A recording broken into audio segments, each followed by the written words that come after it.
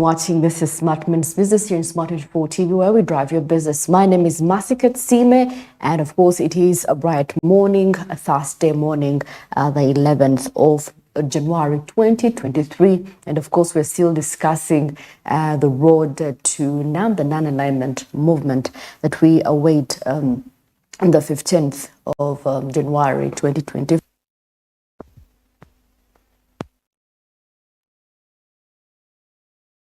Most people are going to be benefiting out of this, the business fraternity, and of course, talking about, of course, Uganda benefiting in terms of trade, in terms, having the bilateral talks and all that we expect to come later on after the summit has taken place. Well, of course, there are very many actually things that we can actually get out of this non-alignment movement, or probably the G77 plus China, and of course China being one of the largest economies. I believe we could learn a thing or two from them in regards to technological exchange, because they're well versed with technology. So definitely I believe we could have a thing or two that we can learn from China, and of course other countries as well. Of course, we expect increased investment, with businesses recognizing Uganda's potential as a strategic partner. And of course, once these summits and of course these congresses come, there is always that instance. And of course, we expect a lot of foreign direct investment coming inflow of Uganda, and of course due to the diversity that we have in our country. Again, I mean, some will invest in agriculture, others will invest in manufacturing, others will invest in industrialization. So there is a lot that Uganda has to put out there. So that is one of the things that if a country holds such big events, that is what we expect as a nation, away from other nations benefiting from these very big events, but also as a country, Uganda, which is developing, not yet there.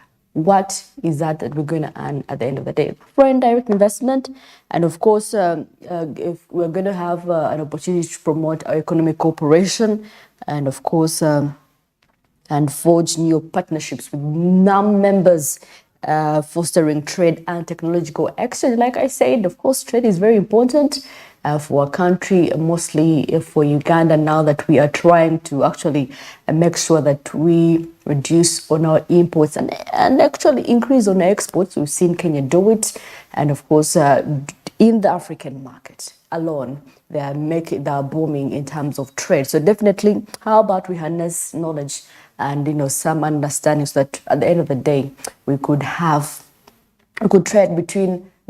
start trading between our region, then we spread to Africa as a whole, as we are hoping that the BRICS, in one way or the other, they will have to de-dollarize the dollar, so that we could trade in our currencies for easier trade. Well, of course, when it comes to foreign policies that we think can be redefined after all this, the NAM, the G77, the CISPOC, the different policies that we have in Uganda that can be redefined. Of course, balancing in partnership, yes, while emphasizing the South-South cooperation is beneficial. Some Ugandans advocate for maintaining strong ties with traditional partners like the West to ensure a balanced and diverse foreign policy approach. And of course, partnerships, balancing the partnership, the South and the West, in terms of policy. What are the policies they have in their country that we can incorporate as a country, so that we can have an economic development? Now that we've seen a lot of scandals, the Auditor General came up with a report on how a lot of money went missing. It was dispersed to the wrong people, and of course, over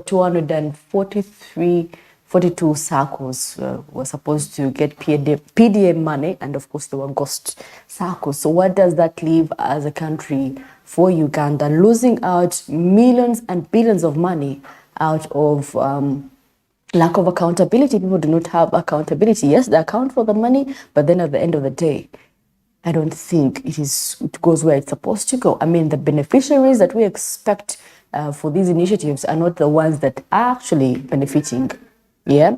And of course, when it comes to human rights and democracy, Uganda actually is one of the countries that spearhead human rights and of course democracy. Yeah, so definitely I believe those are the policies. Of course, some citizens asked the government to prioritize these issues in its foreign policy engagements, promoting respect of human rights and democratic value globally. And of course, I must say, when it comes to human rights and I don't think last year it started well with the Human Rights Commission, out there, in the US and all that, having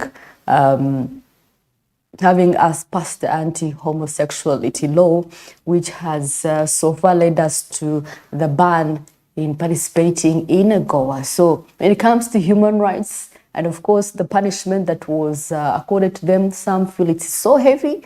I mean, death, what do you mean? Death is too much. So for human rights, I think we have lost a little bit. But of course, when it comes to it, at least we are one of the spearheading nations when it comes to human rights. And of course, we have economic diplomacy. Of course, this is where Ugandans can express their concern about ensuring fair and transparent deals for foreign investors, balance economic benefits with national interest and environmental considerations. Well, over the years, Uganda has been grappling with unfair policies when it comes to foreign investors. Well, of course, some are not taxed, some are assumed not to pay taxes. And of course, all the taxes are imposed on the citizens of Uganda, mostly those that are into the small, medium enterprises, are the ones that are mostly face the high-end taxes, while the foreigners, because we need them, really, tubakwata magulu, like the Baganda say, so they are lenient, yet the ones supposed to pay, bigger percentages of taxes. We talk about taxes, and of course, the interest rates at which people borrow money are so high, so that has led to people defaulting on some of the loans, because of the interest rates. Of course, we are advocating to reduce on domestic borrowing, 45% and lost in domestic borrowing, and 52% in public, in external borrowing lost. We've passed the 90 trillion mark of debt, and of course we're into approximately 97 trillion debt. So what does that leave for a country like Uganda, grappling with a heavy debt like that? So at the end of the day, we're going to see budget cuts, we're going to see more taxes like Kenya is doing. I'll be giving you shortly a report on what Kenya is actually doing in purposes to come around the fact that they have to improve economically. And of course, one of them last year was actually they increased taxes everywhere, be it in tourism, be it entertainment. The taxes were high, but at the end of the day, it paid off. Well, it was a good move. It pained people, but it was a good strategy. And of course, we see here for purposes of environmental sustainability, integrating environmental consideration into foreign policy is crucial, while some are advocating for promoting regional cooperation like climate change, deforestation, and of course, transboundary water management. And of course, we've seen calls over climate change. Even the recent CSPOC majorly was talking about climate change. We want to see a greener Africa, we want to see a greener Uganda. Let's stop deforestation. And of course, there was an assumed ban of charcoal, but I don't think it has been effective. Most people are reliant on charcoal, mostly for the people in the rural areas, and those that do businesses, mostly those that cook, they're reliant on charcoal. So I believe for Uganda, for it to phase out, it has to start with the ones that the people who burn charcoal at the end of the day, because charcoal in Uganda, they export it to Rwanda, the neighboring country. So definitely, people feel like they have lost. You're going to lose out a lot when it comes to such such policies. They feel so. We have a lot that we can learn from this non-alignment movement that we expect. And of course, we've seen increased economic partnerships from the South, and of course, and the West. We need it.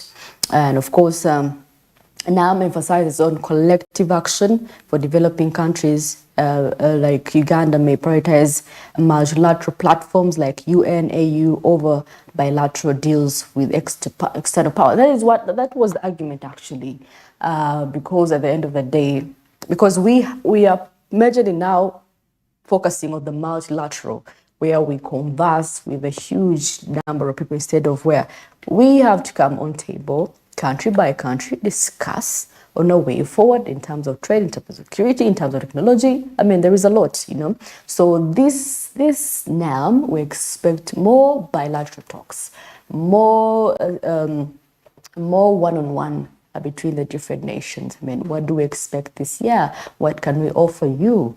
Yeah, visa restrictions. I mean, Uganda is now in talks with South Africa of visa restrictions. Yeah, so they want to waiver the visa requirements, and of course, this discussion was there in 2013. You can imagine, and still discussions are still going on. Yeah, on how to waiver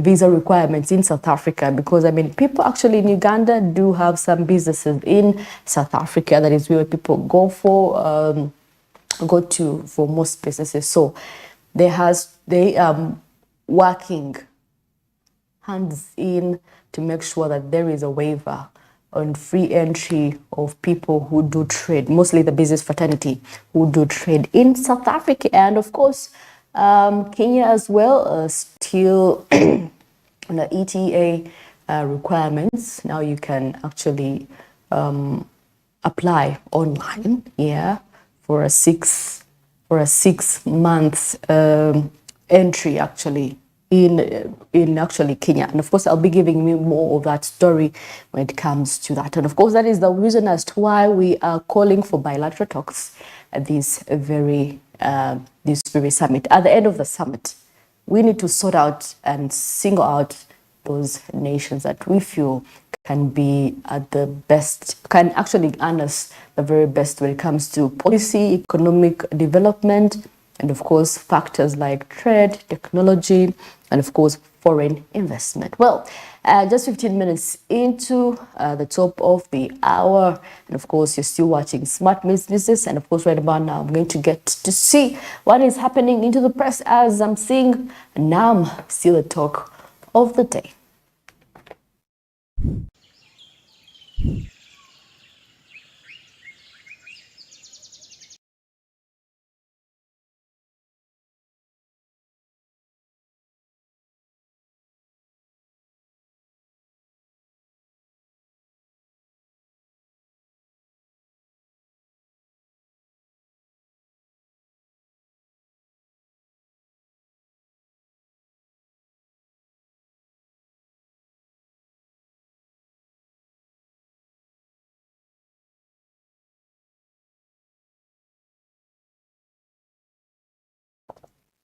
Well, of course, right about now I have the Daily Monitor, and Anita Nkona is going to be taking us through the new vision. And of course, billions wasted in expired medicine. Like I told you, there was a probe at Auditor General. They were giving an audit of 2022, 2023, and they discovered that a lot of money was wasted. Wasted a lot. And of course, expired drug losses. We have 28 billion lost in vaccines. And of course, we had borrowed that money for vaccines, and it expired. You can imagine the kind. I mean, I wish they could assess and ask, I know, people if they were willing to take these vaccines before they bought them.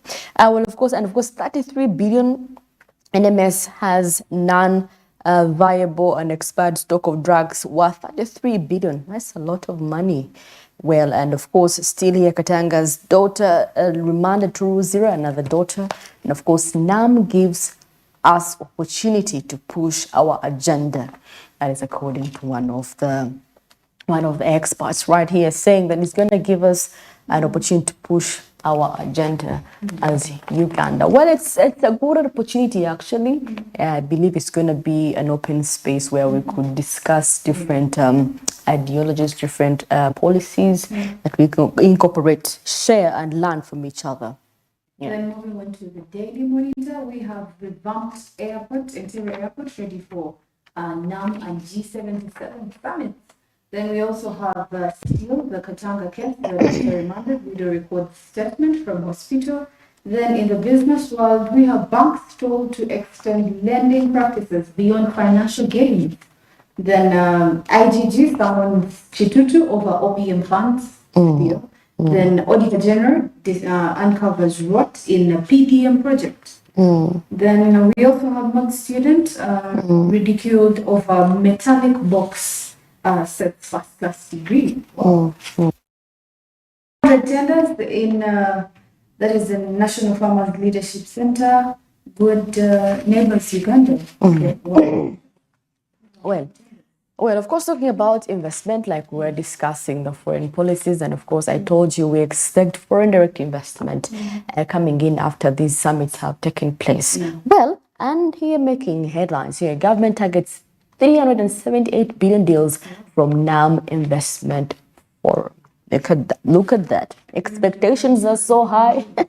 Well, objectives for this forum is promote investment opportunities, in priority sectors like tourism, which is very key. We are rich in tourism, so I believe that is one of the ventures. Even CISPOC was key on tourism. Then we have agri value addition, which we have been advocating for. Value addition, Then we have mineral benefiction,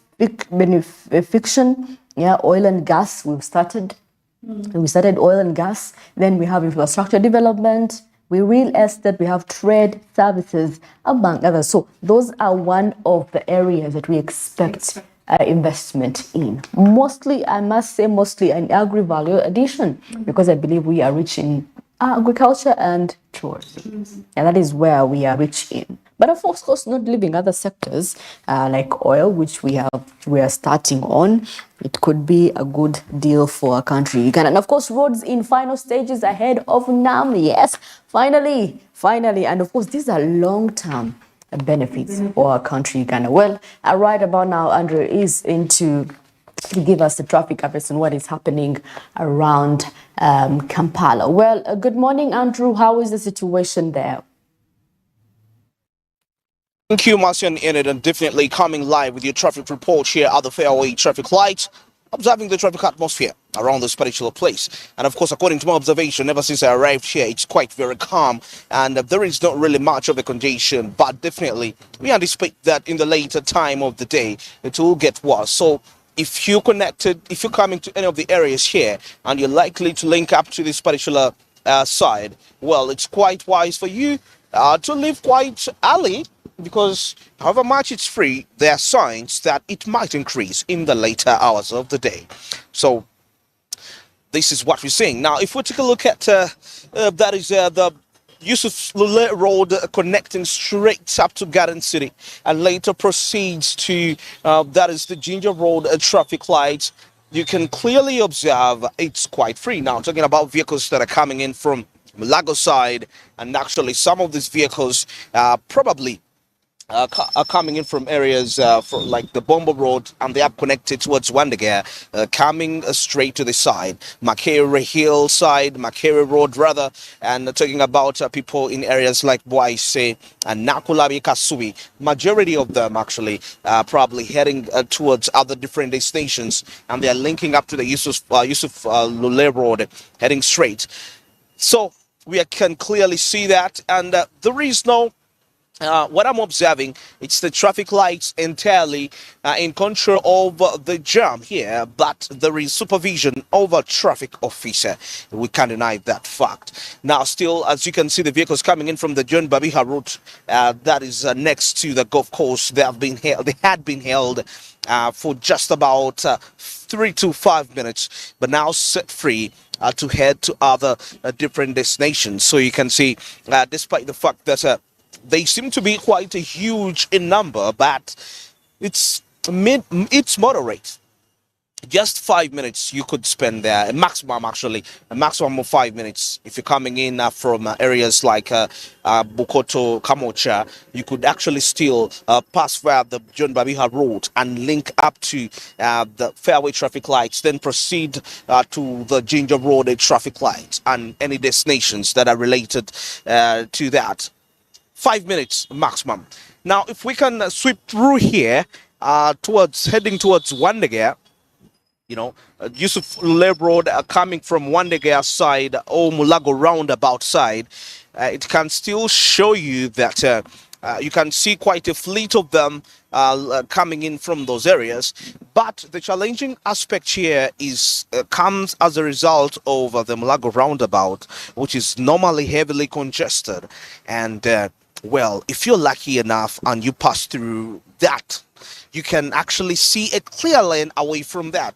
It's all the way from that is Kubiri, that is next to Prophet Kakande's church. It's always congested. You come up all that way, but that's why in most cases you see one by one a vehicle coming out of there. Proceeding, that is the lucky vehicle that has actually escaped. Anyway, that is assuming that the jam is there, but in most cases it is actually there. So that is the Yusuf Road, that the lane quite free, of course, heading towards Garden City. And those that are coming in from Ginger Road, definitely using the Yusuf Road, and you heading to Wandegea, it's friendly for you. But now, one of the ways you can actually avoid that jam, in case you're coming in from Ginger Road and you're heading to Wandegea and you want to avoid the Mulago roundabout jam, let's take a look at the Kafu Road up here. It's normally one of the best shortcuts you can actually use, and you will go straight up to the Wandegea traffic light straight, despite and you won't have to hustle. That is with the jam in any way. Kafu Road, just here close to it's adjacent to Seziwa Road.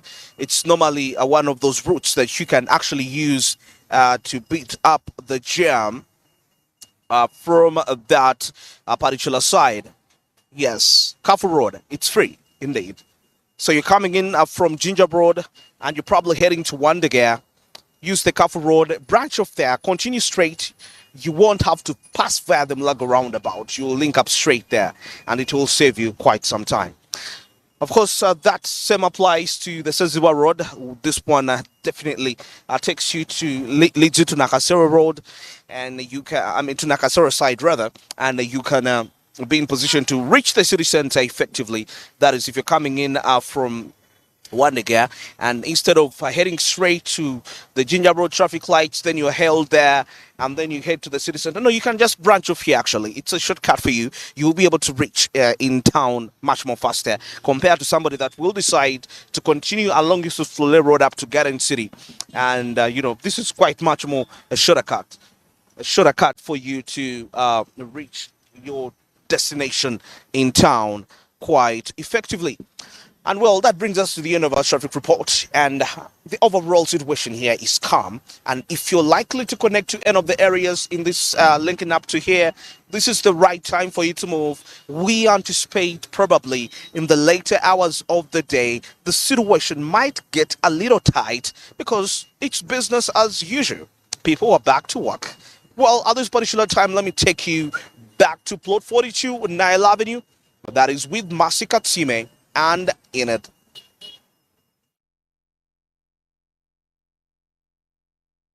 Have our Smart Men's Business on Smart 24 TV, and of course we're going for a short commercial break, but of course we shall be back with East Africa, what is happening in Kenya in terms of tourism, and of course in terms of restrictions, movements within East African nations, and of course Tanzania also making headlines. And of course the prices of palm oil are expected to rise in this very year. Well, as you prepare to warm up for those that news, we shall go for a short commercial break and we shall be right back. Stick around.